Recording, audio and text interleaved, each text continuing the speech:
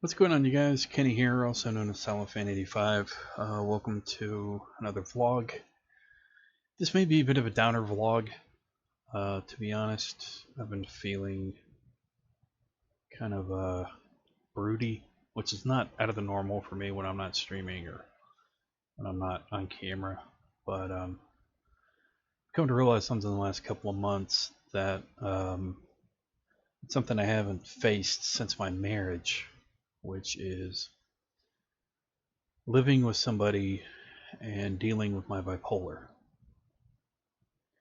I feel like a monster sometimes when you are bipolar and you have a roommate. You feel like a monster because you don't know how your moods are going to go. You can be one mood and then have another, even with meds. You have your days where there's a total mood swing. And 99% of the time, it's not their fault. But you still feel like there's something there that you can't control. Me, I've learned to map out my moods for the most part. I know how I'm going to react, so I'll usually close myself off in my room. But being a roommate with bipolar, what it does for me, I can't speak for other people, but it kind of has the same effect it did in my marriage. It gives me, it feeds itself because it feeds my anxiety. It also feeds my depression because I'm also a friend to this roommate, and it's not easy. Because you're two human beings. I deal with a disorder, they deal with a disorder, so it's kind of a volatile mixture, to be honest. But what really helps is knowing how I'm going to react, and I can just go in my room and shut myself off. One of the major side effects of taking in somebody and helping them out, at least for me, is that my room tends to feel like my only safe space. If I'm anywhere other than my room, I feel like my emotional vulnerability can make itself known. You might lash out. Now, when you deal with a disorder, it's good to have a safe space. It's good to have a space that you know that you can't affect anybody except yourself. This has been key for me. This is what has been key for me when dealing with my bipolar disorder. Again, even with meds.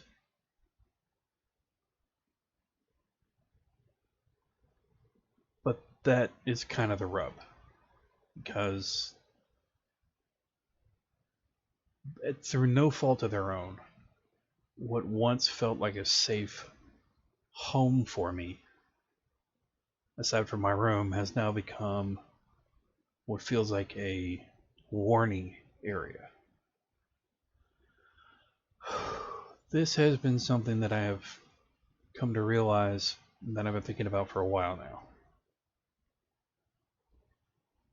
I kind of realized it today, really, but living with a roommate that's bipolar cannot be easy for people because they have to walk on eggshells. They don't know what to expect. They don't know if you're going to be in a good mood, a bad mood. It cannot be easy. And I say the same for myself. I don't know.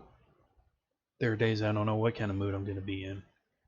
So I shut myself off because I don't want to hurt my friend.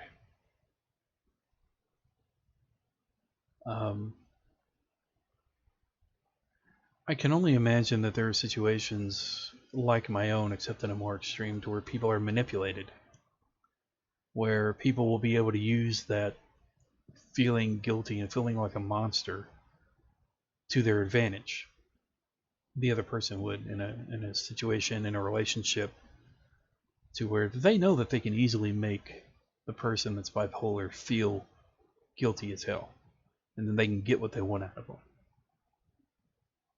I can only imagine what that would be like for that person. And I got to thinking about that, and it is a vulnerability for somebody that's bipolar. They can feel manipulated, they can feel used. And there are people out there that would take advantage of that because they are heartless. I can't say this has ever really happened to me, but there are people that will take advantage of people that suffer from what I suffer from. Thankfully, I'm pretty well guarded. That's both a disadvantage and an advantage. But if you do deal with a roommate that's bipolar, if you deal with somebody in a relationship that's bipolar, you live with them, make sure you don't invade their safe space, because it's something they need. And I speak from personal experience. Be cognitive and take into account that if you were planning on getting to somebody or living with somebody that's bipolar, it's not easy. Especially if they're still dealing with it, if they're still in the beginning years of assessing who they are, mapping out their emotions, and knowing how they're going to react. They're probably going to be trying out meds. They're probably going to be off meds, off and on, if they can afford them. And be aware of that. Being bipolar itself is a total struggle. But living with somebody that's bipolar can be just as much a struggle as it is for them. So with that said, I just wanted to make a vlog on it, touch on it, give people some insight. Personally, I don't regret who I am. But there are times I regret my condition. There's not much I can do about it, aside from learn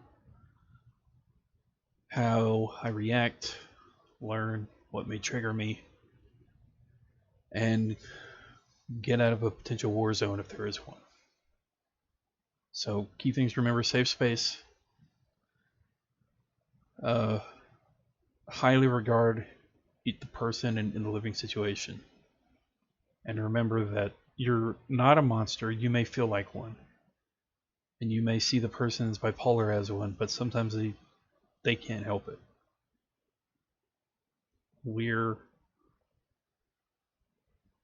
struggle. As much as we don't want to struggle, we struggle. It's not easy to deal with these mood swings. It's not easy to grapple with yourself internally. But this is who we are. And it's not easy for us at all. It's not even easy for most of us to talk about it. Thankfully, I'm used to talking to a camera.